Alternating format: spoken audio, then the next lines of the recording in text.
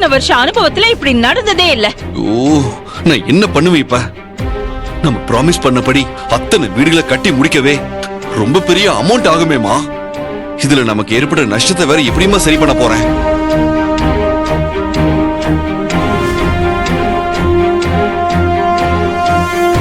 அபி, மனச தளர விட்டுறாதப்பா. நீ தைரியம் வரும் முதல்ல. நாங்கெல்லாம் இருக்கோம்ல, ஏதாவது ஒரு வழி பண்ணுவோம். நாம யாருக்கும் எந்த துரோகமும் பண்ணல. கடவுள் நமக்கு ஒரு வழி காட்டுவாருப்பா. இந்தாங்க சார் காஃபி. வச்சிருங்க மேடம், எடுத்துக்கிறோம். Thank you madam. சரி எடுத்துக்கோங்க.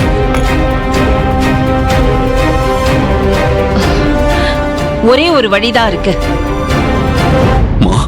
பாசிட்டிவா ஏதாவது சொல்லுங்கம்மா, இல்லைன்னா உடஞ்சு போயிருவோமா.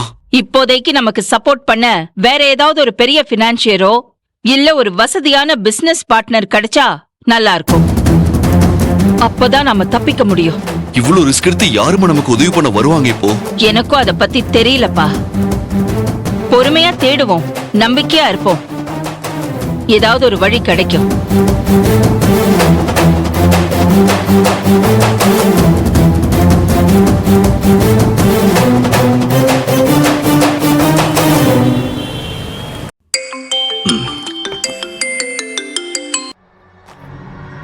ஹாய் சத்யா. அப்பா எங்க இருக்கீங்கப்பா? ஆபீஸ்ல தாமா. உன் போனுக்காக தான் வெயிட் பண்ணிட்டு இருக்கேன். நான் அனுப்பின ஆளுங்க வந்தாங்களா? விஷயம் எல்லாம் கரெக்டா சொன்னாங்களா? ஒன்னும் பிரச்சனை இல்லப்பா. யாருக்கும் எந்த சந்தேகமும் வராத மாதிரி அந்த ஆளுங்க கன்வின்சிங்கா பேசிட்டாங்க. அப்பா ரொம்ப தேங்க்ஸ்பா. தேங்க்ஸ் எல்லாம் எதுக்குமா?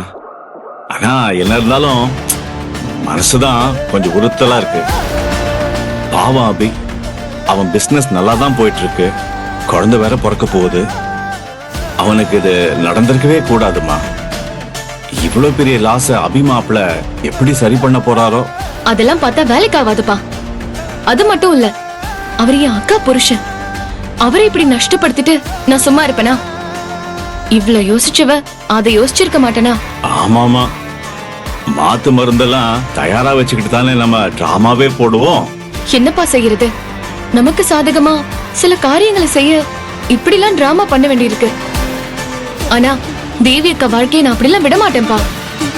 இப்ப பிரச்சனை அபிமாமா இல்ல, அவரு பிரச்சனை வெறும் கொலாட்ரல் டேமேஜ் தான். என் டார்கெட் செல்வநாயகி தான். கரெக்டுமா, அது கரெக்ட் தான். செல்வநாயகி எப்படிப்பட்ட மனுஷன்னு அர்ஜுனுக்கும் தெரியணும், இந்த ஊர் உலகத்துக்கும் புரியணும். அதுக்காக தான் நான் அந்த ரிஸ்க் எடுக்கிறேன். சரிம்மா, உன்னை பத்தி எனக்கு தெரியாதா? நீ தப்பும் பண்ண மாட்ட, தப்பாவும் எதுவும் பண்ண மாட்டேன். உன்னை நான் நம்புறேன். அடுத்து நான் என்ன பண்ண சொல்லு, அதையும் பண்ணிடுறேன். உங்களை மறுபடி பார்க்க வர்றதுக்கு முன்னாடி எனக்கு இன்னொரு முக்கியமான வேலை இருக்குப்பா. அதை முடிச்சிட்டு நம்ம சந்திக்கலாம். ஓகேமா, நீ எடுக்கிற காரியம் வெற்றி அடைய என்னுடைய வாழ்த்துக்கள். வச்சிரமா, பாத்துக்கோ.